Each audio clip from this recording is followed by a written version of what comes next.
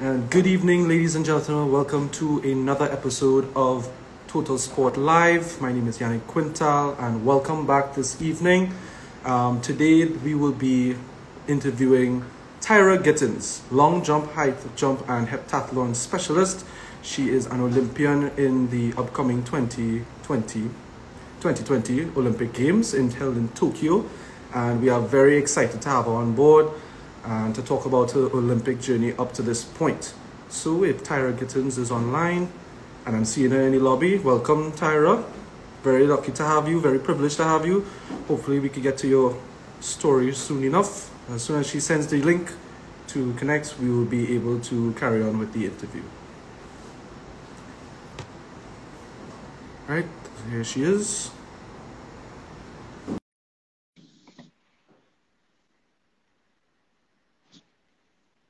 Everything seems to be in order. Hello. And joining us live, welcome on board, Tyra Gittins. Welcome. Thank you for having me. So, how's been the preparation for the game so far? How's it looking so far? Honestly, a lot more stressful than I thought it was going to be. But I know a lot of it has to do with the precautions that they're taking down in Japan. So, it's just a lot of things and a lot of preparation for the trip. But it still doesn't trump how I feel about going. But it's been pretty busy, but nothing. And we always understand the excitement, especially going through this time. Let's take a start at a little bit earlier in the career, but we'll get to those points in a bit, right? So talk to us about early life and how do you start to become this journey to apparent Olympic glory so far? Hey, little guy, what's up? So before I even start, this is Zora. She's a new member of my family.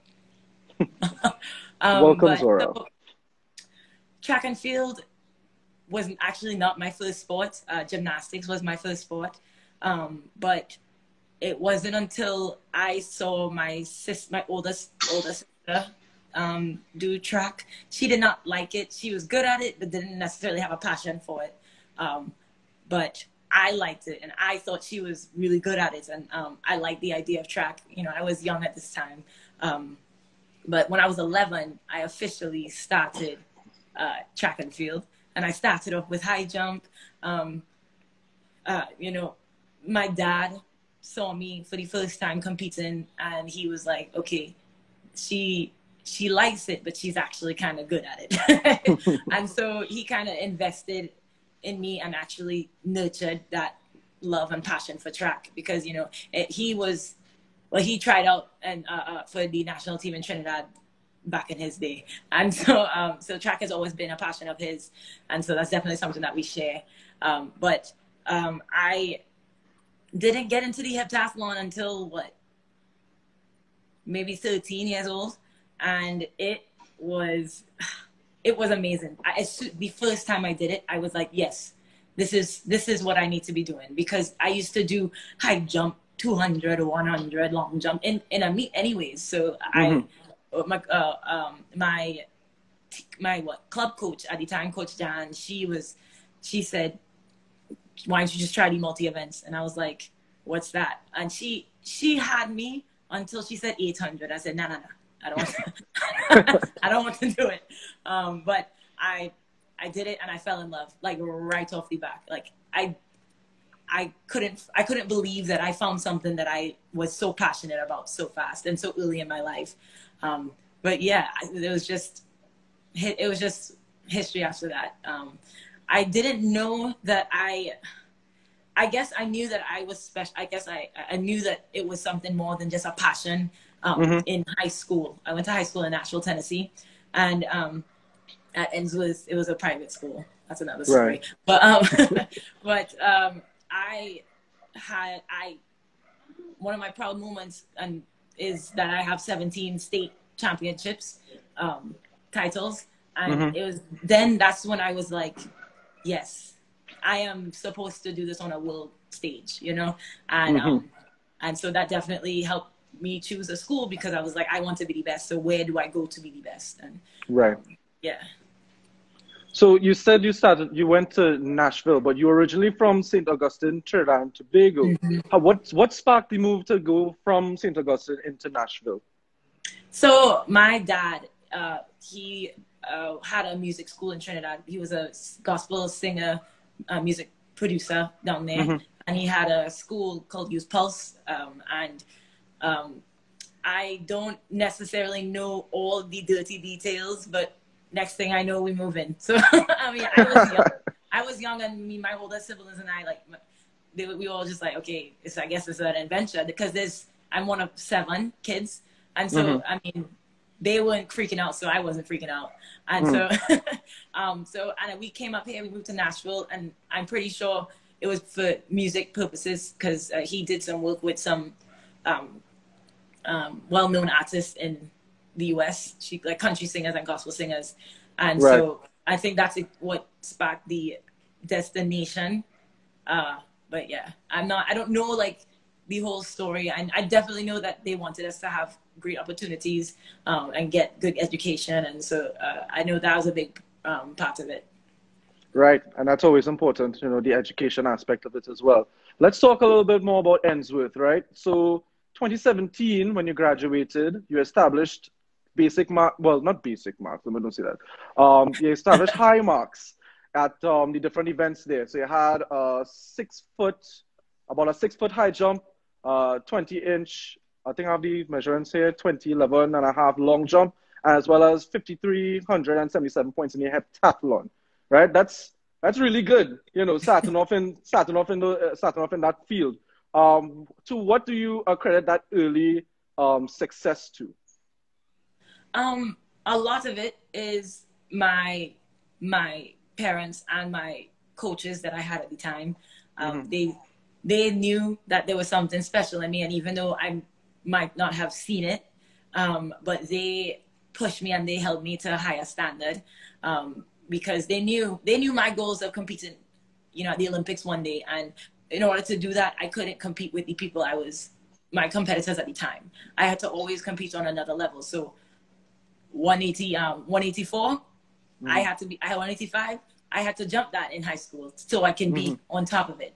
I never really looked at the high school marks because, I mean, I always held myself to the next standard, and they held me accountable big time. And so, bad meets for me would have been like something amazing for somebody else. And everyone hated that I would, have like a 170 jump in high school, and I'm pissed and I'm frustrated. And they're like, wow, Tyra, you're always so hard on yourself, but it's because of what I held myself against. What I held myself to. And I know that I can't be consistently average.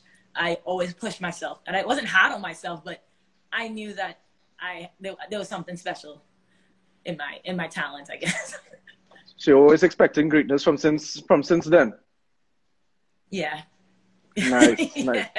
And for those who would like to ask Tyra Gittins any questions, you can always post it in the question box, and we'll try to answer as many as we can before the end of the show, right? So let's move on. 2018. Now we're entering freshman year into Texas A&M University. Just tell us, what was it like just entering university life in the States for you? How was it like the difference and the change and the atmosphere going towards that university? My high school prepared me for for similar culture. Yeah.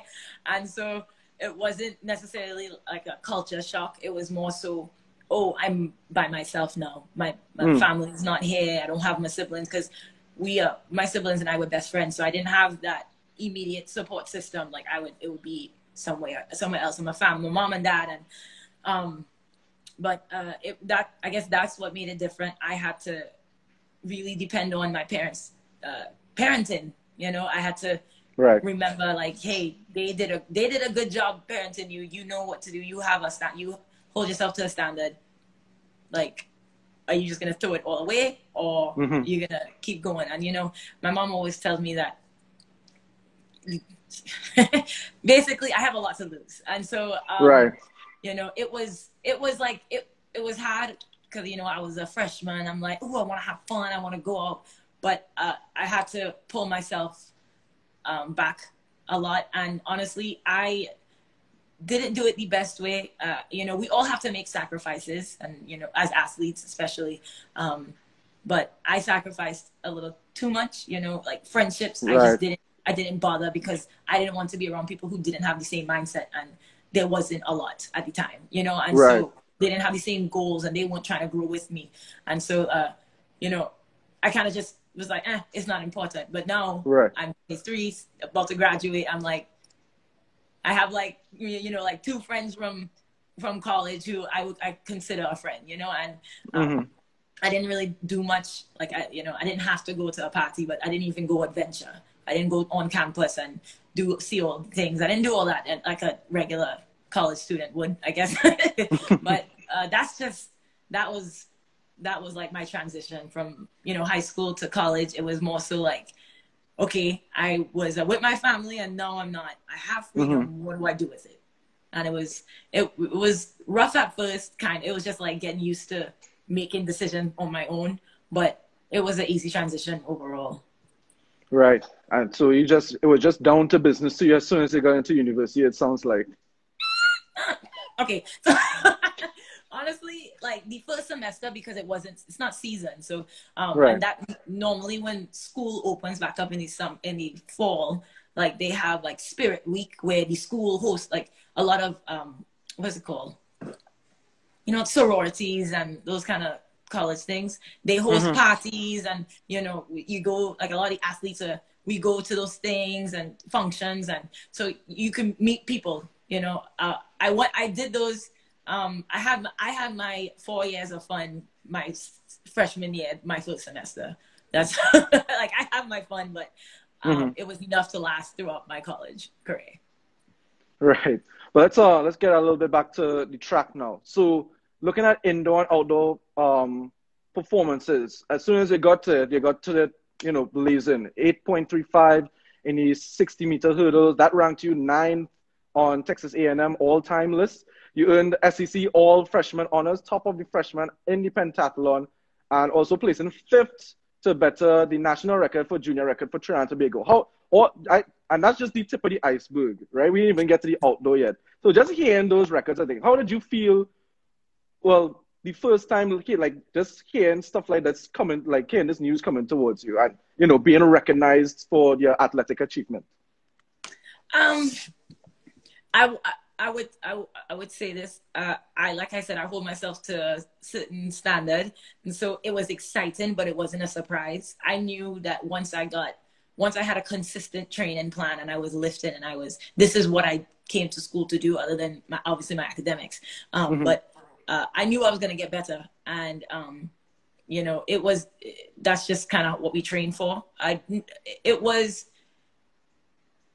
cool though, because normally it takes a lot of that's not normal for a freshman, especially because of all the transitions that they have to make, especially so early, like indoor season. You're still kind of getting used to your schedule and everything. So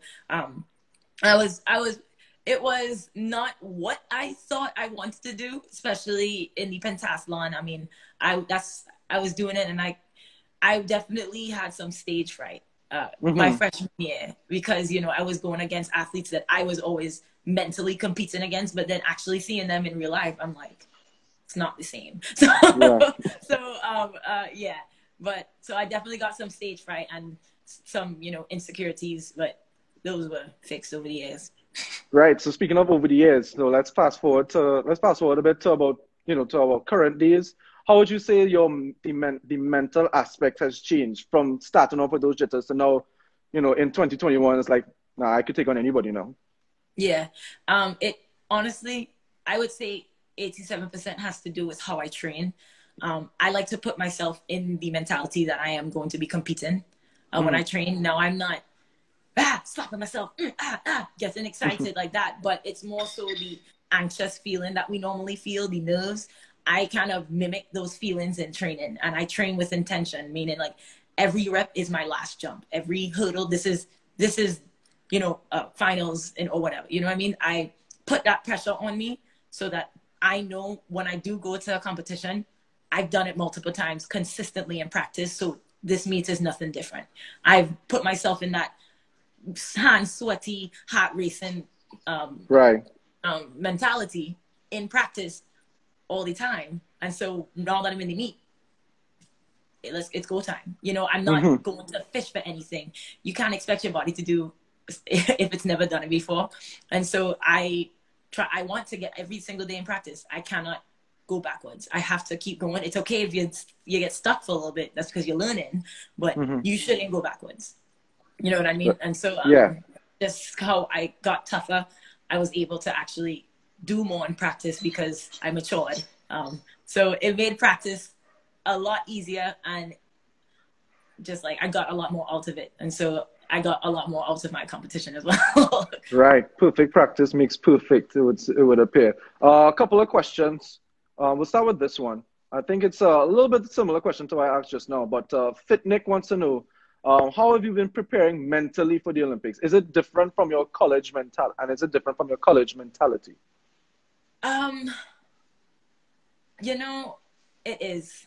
It really is. And I'm not going to lie. I actually, so this kind of goes into the heptathlon situation. I'll just go into it just in case that's another question, but yeah, I'm not going for the hep. And I definitely identify myself as a heptathlete, especially in college. And the idea of doing an open event only, it scares me, you know, because I don't identify myself as a long jumper. And so I felt like I didn't qualify to be there with all those athletes who this is what they train for 24/7. But I just had to remind myself, you know, and I actually had a conversation with my sister, like, because I was just stressed. I was anxious, you know, every little thing, everything that kind of went wrong or was stolen, I'm freaking out. I'm like, that's it. I don't want to go. I can't go. I'm so new. Like, I'm not going to do good, you know, all this kind of stuff. And normally I can talk myself out of those situations, but for some reason, after talking to my sister and she kind of talked it out through with me, I realized that it was just because I wasn't confident in open long jump.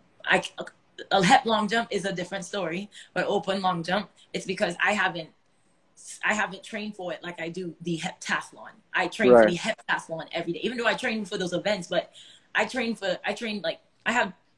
2 events a day, you know, or 3 events a day. So it's never all my attention on one thing.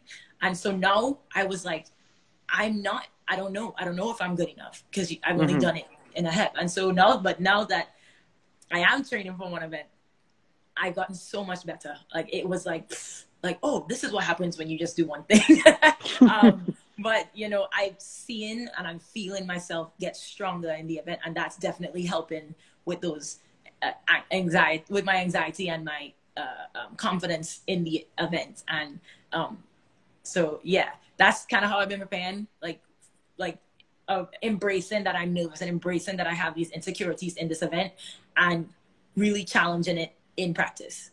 Right. And that's really interesting to hear. Now, you know, as a layman's, you know, watching the Olympics and thing, I would think that the long jump and the high jump were your best events, right? Because I think it's 1.91 meters you made in the high jump, I think. And I can't remember the distance for the long jump. 1.95. 1.95. Excuse me. And I can't remember for the long jump, but to me, it feels... 6.96. Okay. It seemed to me that those two events were your best events, and to hear that you were having struggles with it when they were just standalone events, as to it being part of the multi events, it's kind of interesting. What is exactly? I think you went over it, but just to clarify a little bit more, what is the difference between attacking it as single events as it being a part of a multi event? So the culture of the heptathlon, you know, it's. I'll start with this. You want to master. The idea is to master those 7 events. You know what I mean? And so, but realistically, you can't do that in a year. You can't do that in 2 years. You can't do it in 3 years. So it's all about development. So when you're training, you're really training for the points, you know, and yes, whatever happens. And, and also when you're doing those events in the heptathlon, say, okay, so high jump didn't go so well. It's whatever. You really have to have short-term memory loss and put it behind you and then bring it up in practice, you know? So it's the it's like I wouldn't say it's a safety net because it's not, but it's more so I can make up for this. You know, it's 3 jumps, I'm done. It's not a whole prelim, qualifying, and final. You know what I mean? And so it's honestly, all of my personal best jumps, throws, anything comes from a heptathlon. Right. Yes, and it's because of the mentality that I have to be. It's a locked in focus because you're not competing against the girls. This is what it is. Sorry, I'm talking, but this is the actual answer. You're not in the hep. You're not necessarily competing against the girls. They're there. You know, they they can either help you or mess you up in your head. But you're competing against the points. So I'm long jumping. I'm not long jumping to win. I'm long jumping for points. So even if I don't win long jump, and I come, but I jump a decent enough jump, it doesn't matter because I could still end up winning the hep because it's all about the hep as a whole. But open long jump, you are competing against the girls. You are competing to win. And for me, I'm not necessarily one like I'm gonna win. I'm gonna come in.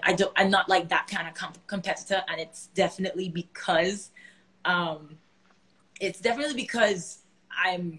been so confident. I'm so used to being in my zone, especially as a heptathlete. I mean, we're all in it together. It's never necessarily like I'm going to beat you, so I can't talk to you. We talk to each other. We're there for 2 long days, So it's the whole competition. It's a whole different culture. It really is. And so when I get there and I'm like, okay, these girls are serious. This is what they do. And this is it. Like, we got to go. Instead of like, okay, we got a long jump. And it's like, okay, we're done long jump. On to javelin. It's like, boom, right here, right now, show up. And it's not something that I necessarily train for. I mean, I do open events, but throughout my season, but I know when I do those, and I might do good, but I'm training for the hep. All of those meets are just training sessions for me.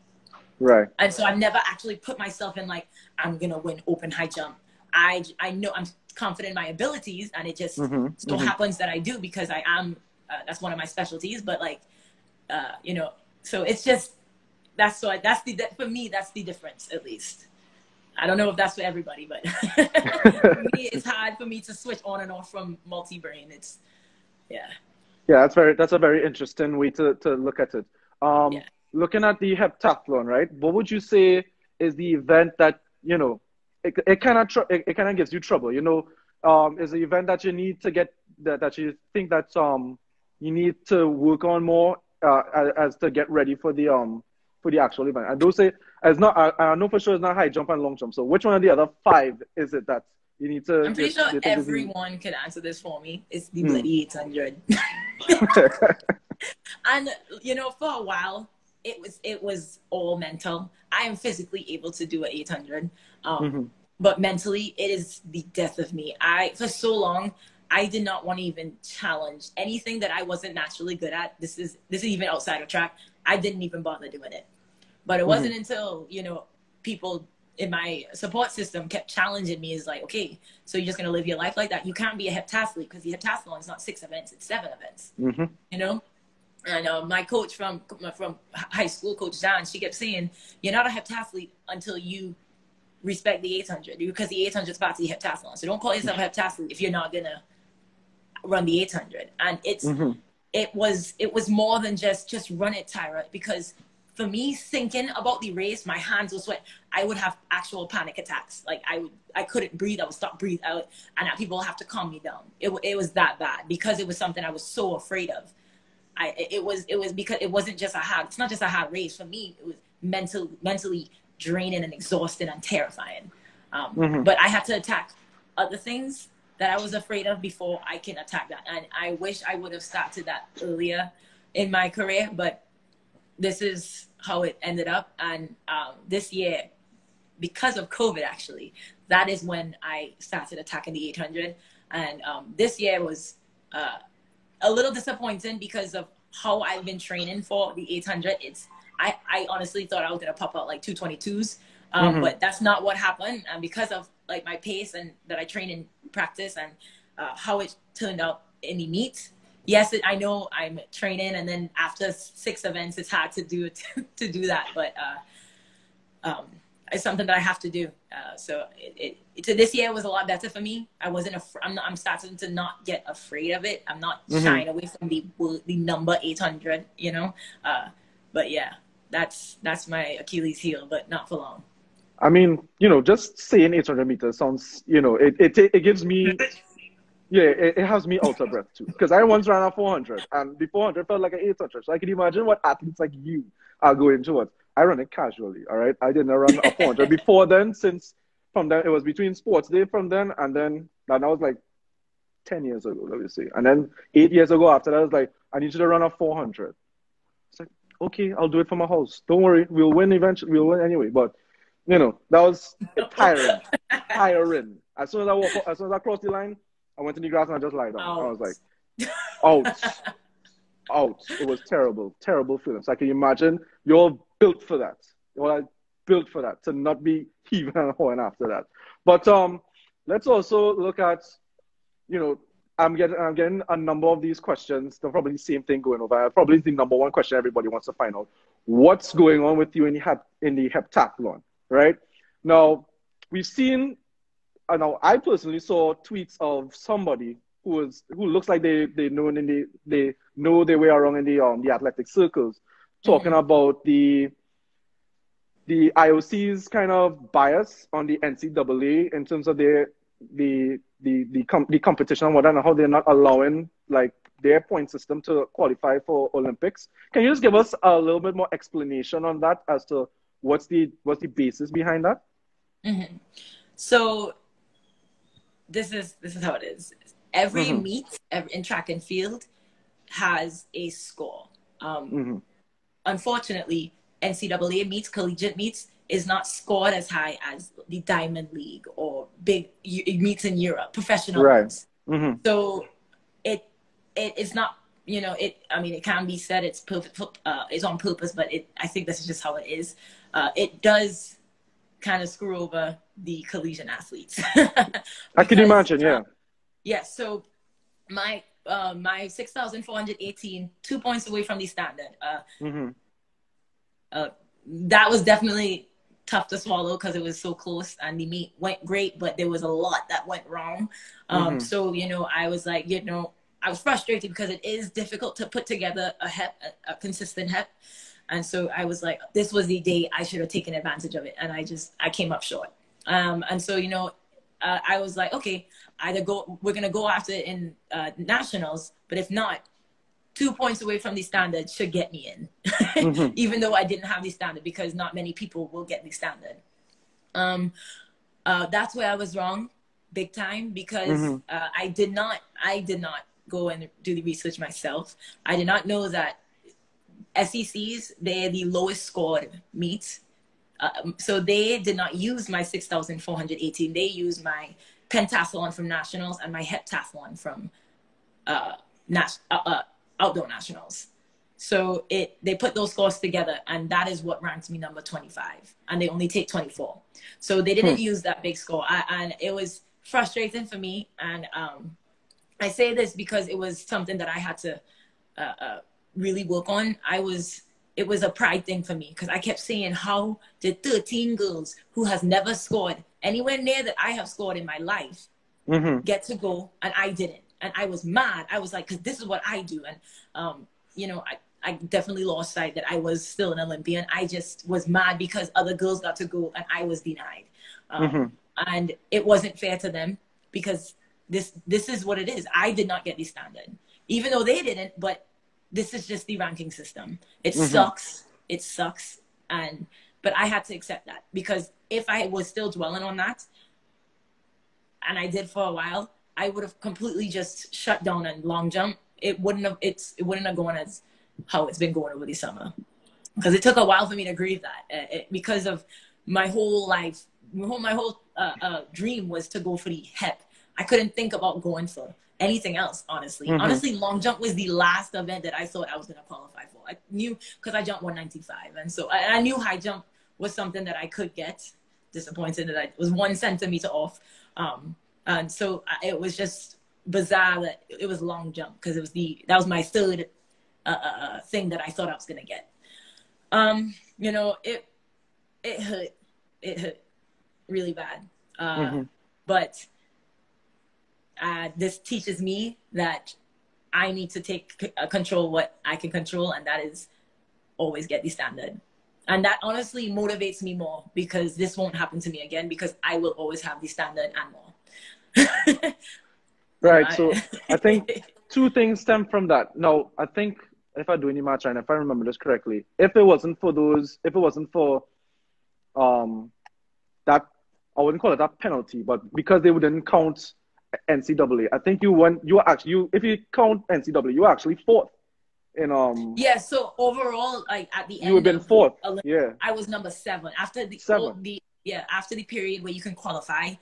It put me at number 7. So yes, I had the 7th best score in the world this year, and I was still ranked at 27 for a while. And then after they went in and checked to see who's actually coming and who's registered and all that jazz, I moved up to 25. And it sucks because they only take 24. So close, but yet it just seems so far and just such a tease. But it's unfortunate you're not going to be in the event that you want to be in. But you're still in the Olympics for an event that I believe, and I think that Trinidad and Tobago believes, and they're looking at this, and they've been following up on your performance and I think that you could medal. I mean I'm a firm believer that you could medal.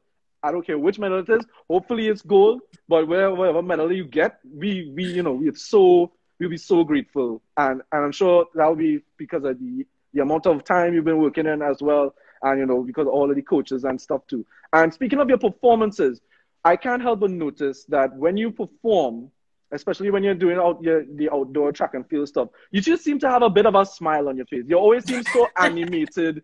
And especially, I think there's a video I saw of you after you set I think it was the 1.95. You did a little dance afterwards on the little landing platform. Just take us through what just going through the whole event process, and just how do you just seem to keep so upbeat throughout the whole all your performances and whatnot. This is my personality. I enjoy life. I have a blessed life, and I believe in transparency. I don't think that you should be somewhere. Track, yes, it's business. You get your work done, but because people are watching you. Younger athletes are watching you. They don't want to see that you're just good. They want to see how you got there. They want to see you actually celebrate. Because I know I used to watch a lot of athletes who they didn't celebrate. So it's just like, are you not happy? Like, what? Come on, like, show me something. I'm trying to learn. And I'm not saying that's bad. Like, I know people need to be in that kind of mindset. But for me, that's not how I compete. Anytime you see me, like, I'm not smiling, I'm not celebrating, I will not have a good meet. I do good when I am relaxed, having fun, because this is fun for me. This is what I do. This is my passion. And so listen, if I'm dancing, that means the good Tyra is there. And we love the good Tyra. The bad Tyra is sitting, legs shaking, looking around, getting antsy. We don't like that Tyra at all. Like, I did not invite her to my birthday party. So like, no, so, so it's same way for my social media, the same reason. I want to show people, I'm trying to show people my journey. There are bad days, and I let people know when I compete, and they know it's a bad day. I'm not going to hide, because it's for media. This is my life. This is my journey. And I want to be, like I said, as transparent for the younger athletes, so they can see this is what it's like to be. Oh, I can say this now, an Olympian. Because trust me, there was way more downs than goods. And I believe, and I'm confident 100% that I showed that in all of my competitions. I did not lie and say, it was okay. I'm pissed. I had a terrible meet, and all I can do is go back and train. And I make sure, and I say, this is what I'm going to do. And I did not do what I came to do. There's no excuses, because that's just the reality of it. Unless you break your foot, then that's actually a reason. But most of the reasons we tend to do that is mental reasons. We don't adapt to the situation. The wind might be blowing all over the place. well, you need to change your approach.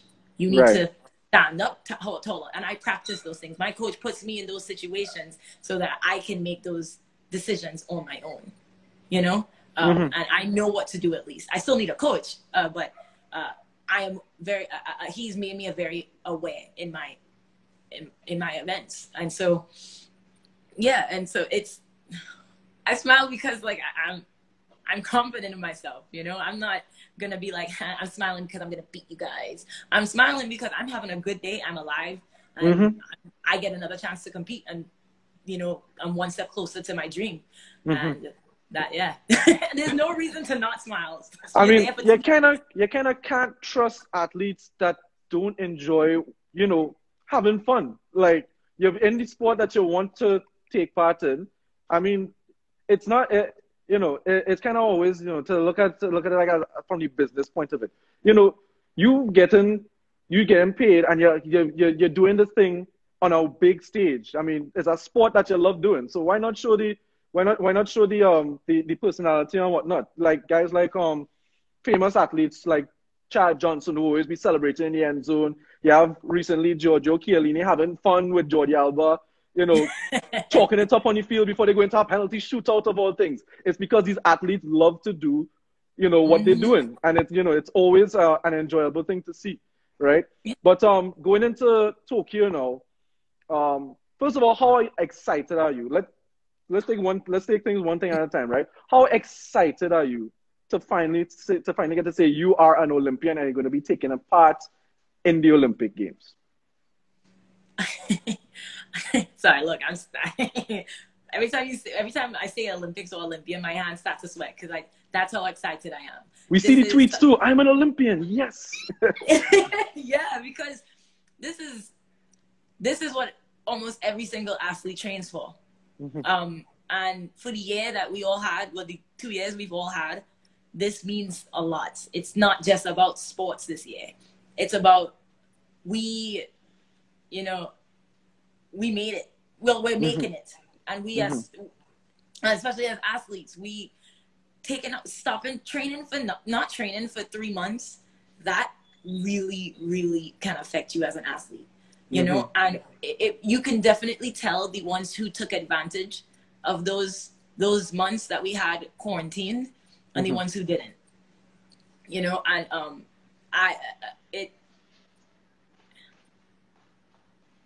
this is it's not just about me. It's about my family, my country, my support system, my communities, because it wasn't just me. Yes, I'm the one dying at practice, but all the people who I ranted to, who motivated me, who helped me get through the tough meets, when I felt like when I had my meniscus surgery and rehab and I missed indoors and I wasn't supposed to miss indoors.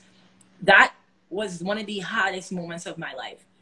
And it wasn't only because I missed the season, it's because I didn't know who I was outside of track. So it forced me to find myself because I didn't have it at the time. So who was Tyra Gittens without track? And so it made all of that pain and all of the years of just, is this what I'm supposed to do? Was it? And watching everyone's trials and seeing everyone fight and scratch for the standard, and it's a blessing because many former Olympians did not make it, and it speaks a lot. It speaks a lot, and it makes it even sweeter because it's like, okay, like you already knew this, but it's you're seeing it now. Not everyone goes. You have to show up and do it, and I'm so proud of myself that I showed up. At least one thing. Right. Okay, so that was part one of that. Part two is a little bit. This is where we get a little bit more. So now we hear these recent things about Tokyo having outbreaks in the Olympic Village, right? And it's already crazy with the lockdown and everything that's been going on in Tokyo.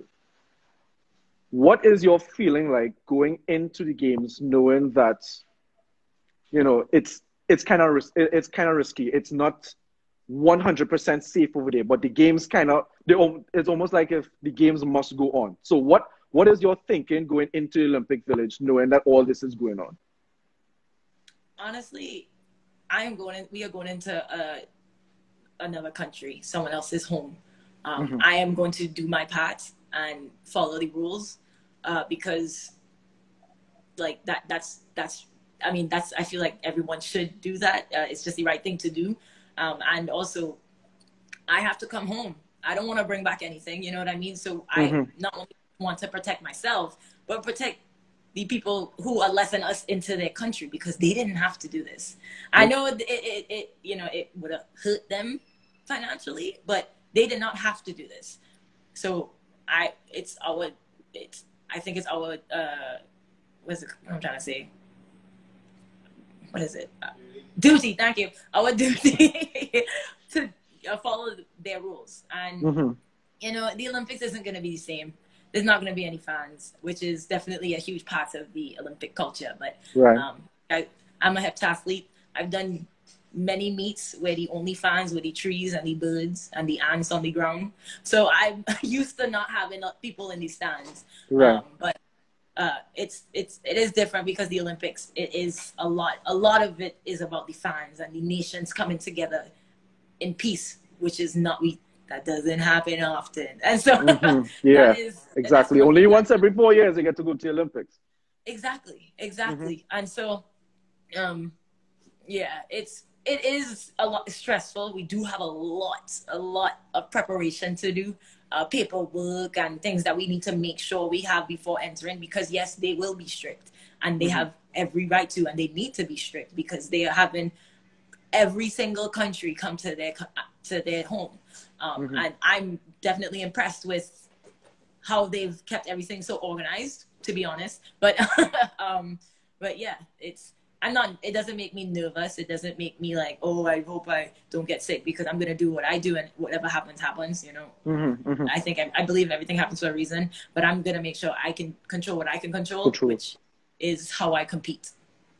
Right.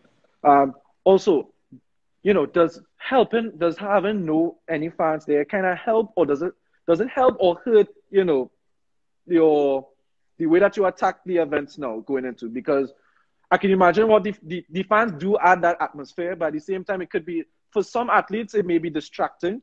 So does it kind of help, or does it hurt your focus? How does it affect you going forward in the events? I know you say you're used to, you know, the trees and the birds and whatnot, but how does it really affect you going into these events?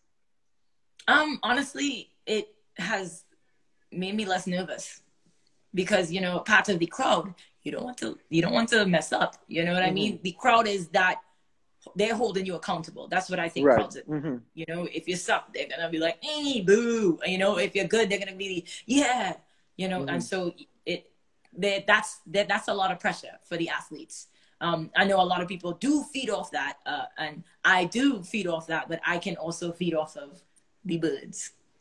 So like I said, nothing really changes in a meet except for if there's people in the stands. The runway is the same, the aprons are the same, the track is the same. And so, I mean, yeah, there won't be fans in the stands, but like, it's the same runway. It's the same me, it's the same approach, it's the same jump, you know, hopefully a gold medal jump. But yeah, it doesn't really affect me, but I know for a lot of athletes, they do feed off of, you know, getting the crowd involved, like claps, and, you know, they need that motivation, which is there's nothing wrong with that, because sometimes you do, sometimes you just can't, you need the extra motivation. But luckily I've had so much practice with being that motivation for myself that I don't necessarily need to have people in the crowd. But it is a good thing to have. Right. So we have a couple of questions. We're looking to wrap up the interview now. Ayana Sue, I think I have her name correct. She wants to know, have you been vaccinated, or do you need to be vaccinated before you go to the Olympics? Yes, I got vaccinated in March.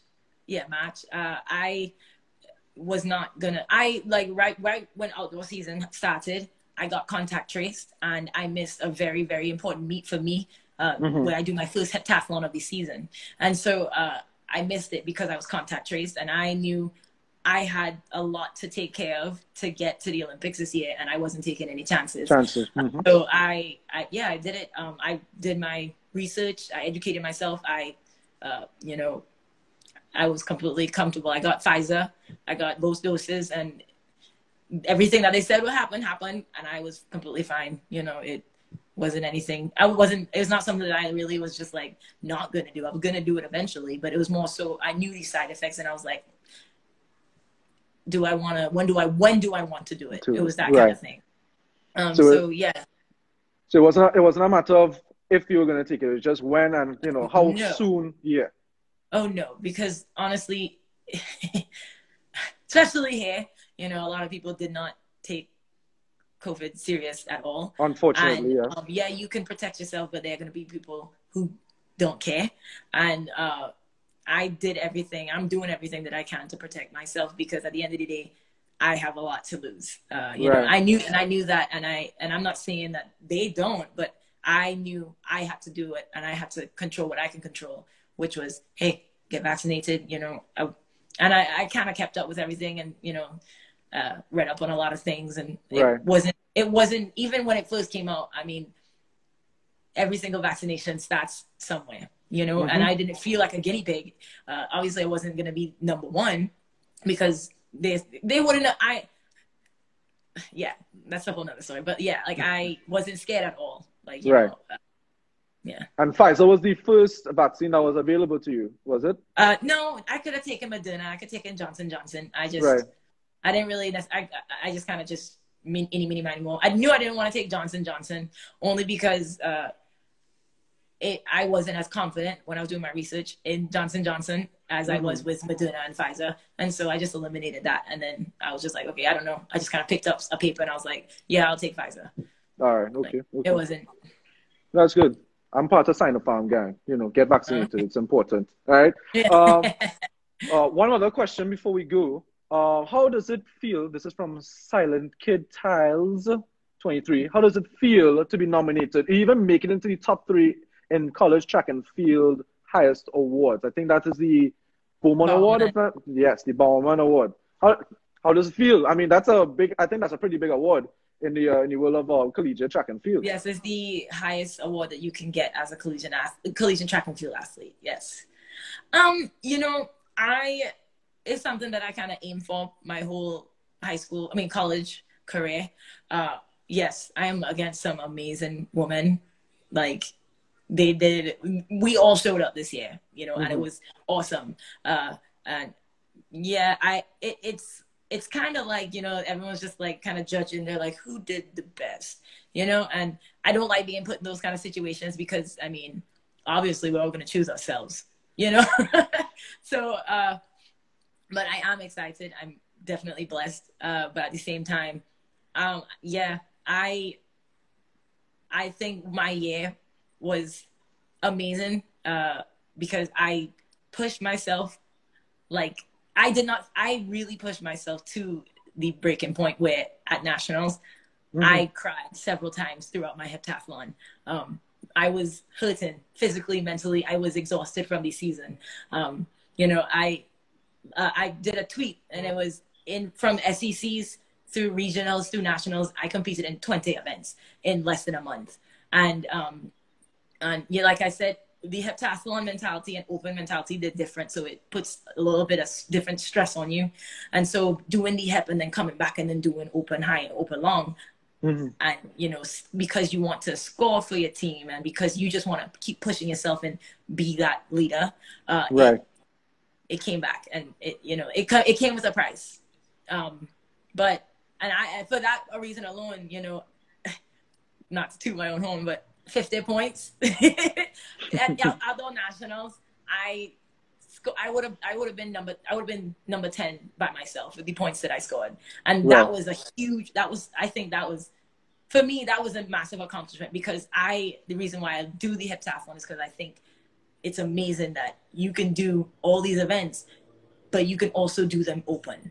Right. And, and I think the versatility of multis it just blows my mind, because it's the ultimate athlete, like decathletes, that's why I got into it. And so, I was proud that I proved myself that I am also a heptathlete, because of and that's what this year was for me. It was reassurance. And, I think I made myself proud. And I don't say that because I'm always trying to get better, but this year I made myself proud. And so I hope everyone saw that, you know, and like I said, I'm against a lot of great women who did amazing things. But, you know, like I said, I'm always going to be my #1 fan. So vote Tyra. Yeah, and speaking of voting Tyler, somebody actually posted the link in the chat. Thanks to DJ Mel _T. Oh, that's my cousin, Melissa, thanks. You can vote for Tyra at the USFC. Ooh, let me take my time here. TFCCCA.org/TheBowerman. Or just Google the Bowerman and hopefully it'll take you to the correct site. Right? Yes, and you can vote 5 times with one email a day. So you can, if you have multiple emails, you know, keep voting on different emails. I happen to have 2, so I will vote 10 times. Lovely. 10 times. According to asking from the Trini Viking, how do you feel about the possibility of competing in the HEP next year in the World Championships as well as the Commonwealth Games? And I think I'll take one more question after that. Okay? Yeah, to come so close this year, 2 points away, and like have the events that I came short in, like shot put. I have never thrown that low since I came to college, and the 800, I hadn't ran that slow all year. So it was such a weird thing for me. I was like, okay, you know what? It was a bad meet. It was good, but it was bad. So like, it's whatever. Maybe this was not my time, because I don't want to just go to the Olympics just to be a participant. I want to go and I want to be a contender to medal.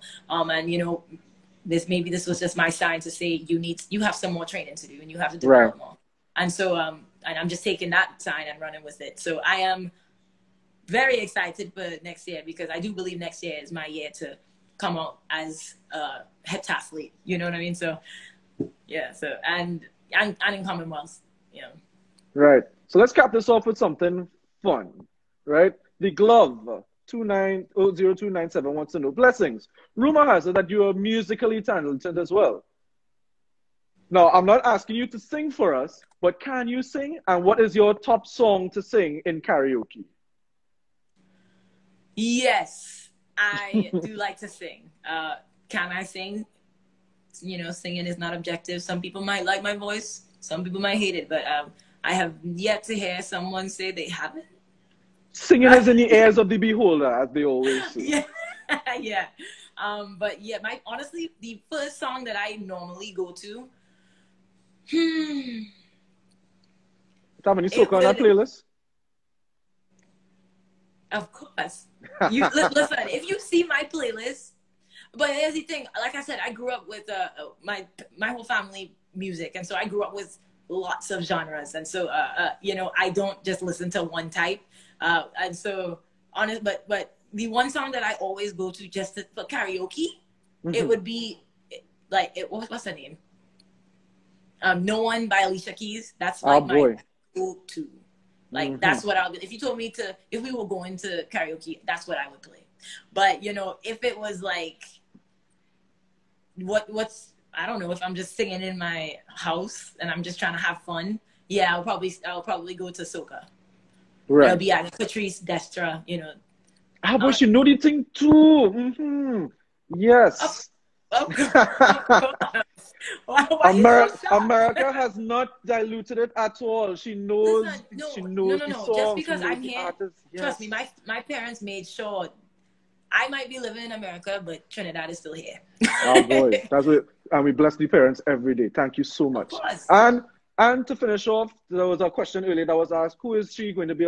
She's going to be performing for in the Olympics. That is an easy question. That's what we're talking about. Trinidad and Tobago. For those who don't know, get on our level, right? So on behalf of everyone here at Total Sport, we'd like to thank you once again, Tyra Gittins, for blessing us with your just having the privilege to interview you as you get ready for going into the Olympics. We hope that you have a safe Olympics as well, and we also hope that you have these very successful Olympics, not only for you, but all our other athletes going into Tokyo as well. We'd like to once again thank you for joining us tonight, and wish you all the best in Tokyo. Thank you for having me. Woo! Thank you. And also, what's your daughter's name again? Zora. Hello, Zora. And we have, and again, this is the next one. Zora, and who's that? This is Bear. This is her big brother. Zora and Bear. So thank you for joining us as well, you guys, as well as you, Zora. And once again, Tyra, thank you so much for having us. And we will see you again in Tokyo. Good night. Woo! Thank you. Thank you so much. Until next time. Bye. Look, Bear. Yeah, this is Bear. Bye, Melissa. Love you. All right, guys. So that was Tyra Gittins. That was Tyra Gittins. Long jumper, high jumper, and especially heptathlon supreme. Hopefully we get to see her in the next Olympics for the heptathlon. So guys, thank you so much for joining us. And make sure you stay tuned for Total Sports, because after this, I will be coming off, but we will have Joash Webb on board to interview our basketballer. Have his name, I can't remember his name. Is it Chike? Chike, I believe. I don't have the last name with me. But he is a basketball player. He represents Trinidad and Tobago abroad. And we will be very much, we will be very much happy to have him on board as well. But Joash will be taking over from me. But as I sign out, I'd just like to remind everyone here who's watching, make sure and get, the vaccines have now started. It's now for everybody available, 18 years and up. Mass vaccination sites will be taking place. So please, guys, go get vaccinated. Please get the vaccine that is most readily available for you. And until you do get the vaccine, and even if you get the vaccine afterwards, make sure you follow all health and safety protocols. Make sure you wear your mask while in public. Make sure and keep your distance 6 feet apart, as well as sanitize your hands and wash your hands anywhere you go. And that will be it for me. Thank you so much again, Tyra, for joining us. We have Chike next on Total Sport Live with Joash Webb. And until next time, guys, on behalf of everyone from Total Sport, my name is Yannick Quintal. Good night and stay safe.